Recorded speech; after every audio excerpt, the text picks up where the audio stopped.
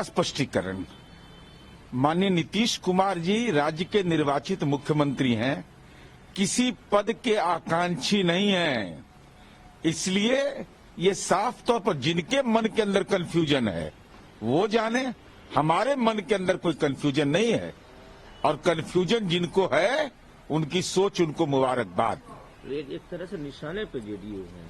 अरे कौन निशाने पर हमको लेगा? तीर हमारे हाथ में है, तो तीर जिसके हाथ में उसको कोई निशाने पर लिया है।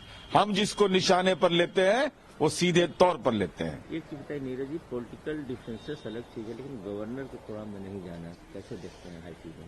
देखिए, महामहिम राज्यपाल राज्य के प्रथम नागरिक है, संवैधानिक प्रधान है, और ऐसी स्थिति में निश्चित रूप से हमारी अपेक्षा यह रहेगी कि राज्य के संवैधानिक प्रधान के कार्यक्रम में जाना चाहिए। लेकिन अब नहीं गए, वो तो नजरिया उनका सा है।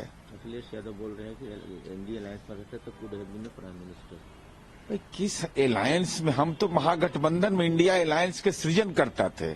हम किसी पद के आकांक्षी नहीं, कोई पद हमको नहीं चाहिए था। ये बार बार हम स्पष्ट करते रहे, 1.5 वर्ष तक लगातार इस दिशा में हम लोग प्रयास करते रहे। अब हमको कोई पद का उम्मीदवार बना रहे हैं, इसकी कोई जरूरत हमको नहीं है।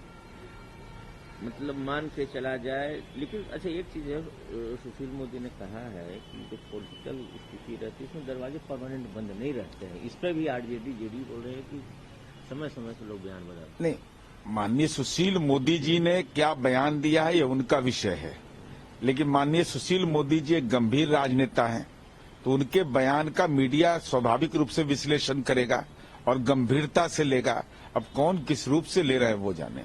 आपके एक विधायक हैं, उन्होंने कहा है कि महागठबंधन में जो सम्मान मिलना चाहिए था नीतीश बाबू को सम्मान नहीं मिल रहा था। गोपाल मंडल ने कहा ये बात। अब देखिए, माननीय गोपाल मंडल जी हमारे दल के विधायक हैं और एक कार्यकर्ता के रूप में अपनी भूमिका अदा करते हैं। इसलिए महत्वपूर्ण विषय है कि गोपाल मंडल जी जब भी रहेंगे तो नीतीश जी के साथ रहेंगे।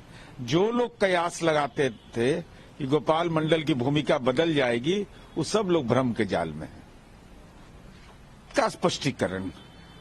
माननीय नीतीश कुमार जी राज्य के निर्वाचित मुख्यमंत्री हैं, किसी पद के आकांक्षी नहीं हैं।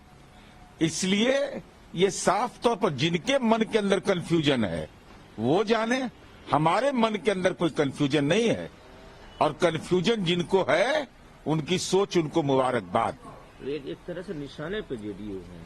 अरे कौन निशाने पर हमको लेगा? तीर हमारे हाथ में है, तो तीर जिसके हाथ में उसको कोई निशाने पर लिया है। हम जिसको निशाने पर लेते हैं वो सीधे तौर पर लेते हैं। एक चीज बताइए नीरज जी, पॉलिटिकल डिफरेंसेस अलग चीज है, लेकिन गवर्नर को थोड़ा में नहीं जाना, कैसे देखते हैं हाई चीजें? देखिए, महामहिम राज्यपाल राज्य के प्रथम नागरिक है, संवैधानिक प्रधान है, और ऐसी स्थिति में निश्चित रूप से हमारी अपेक्षा यह रहेगी कि राज्य के संवैधानिक प्रधान के कार्यक्रम में जाना चाहिए। लेकिन अब नहीं गए, वो तो नजरिया उनका सा है। अखिलेश यादव बोल रहे हैं कि एनडीए अलायंस में रहते तो could have been prime minister. किस अलायंस में? हम तो महागठबंधन में इंडिया अलायंस के सृजन करता थे। हम किसी पद के आकांक्षी नहीं, कोई पद हमको नहीं चाहिए था। ये बार बार हम स्पष्ट करते रहे, 1.5 वर्ष तक लगातार इस दिशा में हम लोग प्रयास करते रहे।